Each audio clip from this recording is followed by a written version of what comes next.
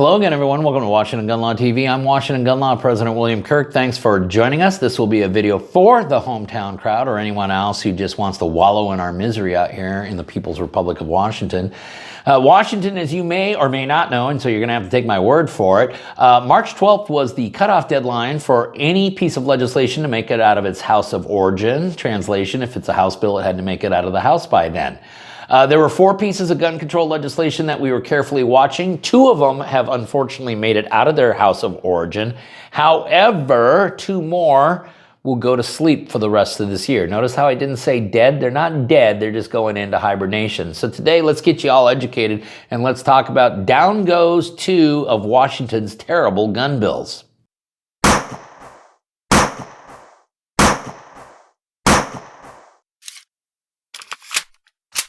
Okay, listen, before we get going too far down the road we're going down, let's remember that this video is being brought to us by our good friends over at the Sonoran Desert Institute. That's right, get ready to start arming yourself with education today. Get ready to launch your career in the firearms industry today. And most importantly, get ready to start defending the inalienable rights of millions of Americans nationwide, all through our most powerful act, which of course is education. Listen, the good folks at SDI have a program, a certificate, or a degree for just about anything that you may desire. So for more information, check them out in the description box below, or easier yet, just visit them at sdi.edu. Okay, Washington, we're gonna go quick because we wanna make this a short video. We had 4 bills that needed to get out of their House of Origin, 3 in the House, 1 in the Senate. 2 of them made it. 2 of them did not, which means that they have gone into hibernation for the year. They're not dead because remember, this is the first year of a 2-year biennium session. These bills are alive and well and can be brought back to the House floor next year for a vote. Okay, the 2 that didn't make it were House Bill 1132, a horribly offensive and unconstitutional piece of legislation. This would have placed a quota on your Second Amendment rights.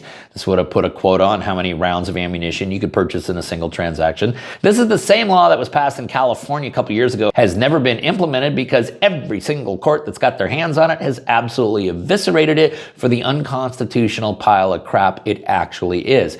It went into rules way back in February 4th. I don't know why it didn't make it out of rules unless did somebody actually say, hey, you know, this bill's been pretty much smoked in California. Do you think we can get away with it here? I'd like to give them that kind of credit, but I don't.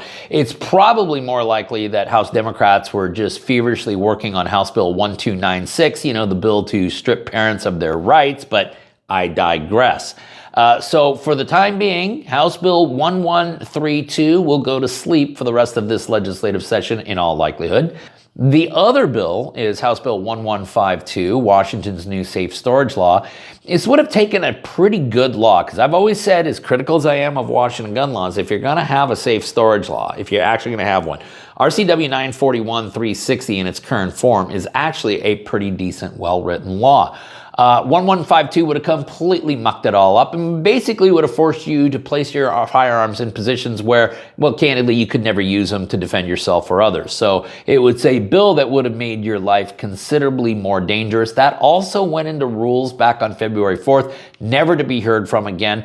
Don't really know what happened, but again, it could be that some of the legislative energy was now focusing on, you know, stripping parents of their rights. Well, that means, of course, that there are 2 bills that did make it out of its House of Origin. And of course, the one that we're most freaked out about is House Bill 1163, a permit to purchase, a permission slip from government before you could actually go out and exercise a constitutional right. It did pass out of the House with literally no amendments being accepted at all. It goes to the Senate, and candidly, Washington, I don't think it's going to have any problem getting out of the Senate. This is going to end up on Governor Ferguson's desk, and you know he is going to sign it. Now, a lot of you are freaking out. When does this bill, if enacted in law, when does it go into effect? It does not go into effect this summer like we see with other gun control legislation.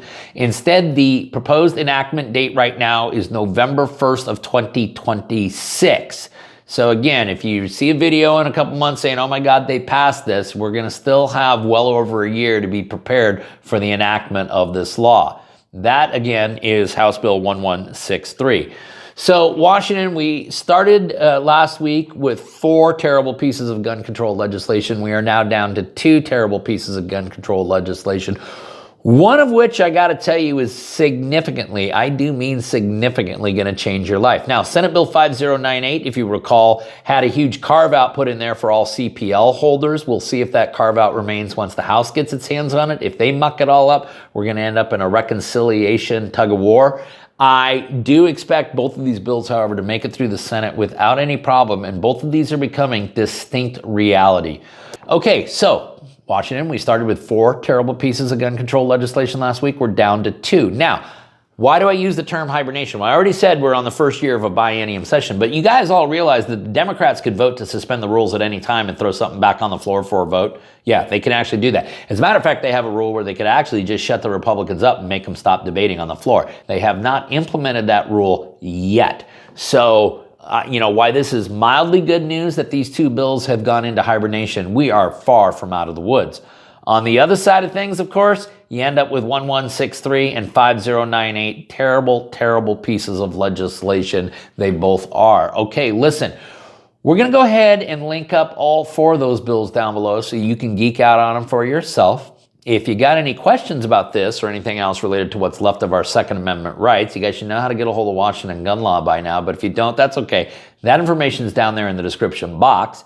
If you got an idea for a video we should be doing around here, you click on that link right there and tell us all about it. If you want to subscribe to the monthly newsletter, the ability to do all of that is down there in the description box. And then finally, and most importantly, Washington, let's remember that part of being a lawful and responsible gun owner, like we talk about all the time here, is to know what the law is in every situation and how it applies to you in any instance that you may find yourself. Until next time, thanks for watching and stay safe.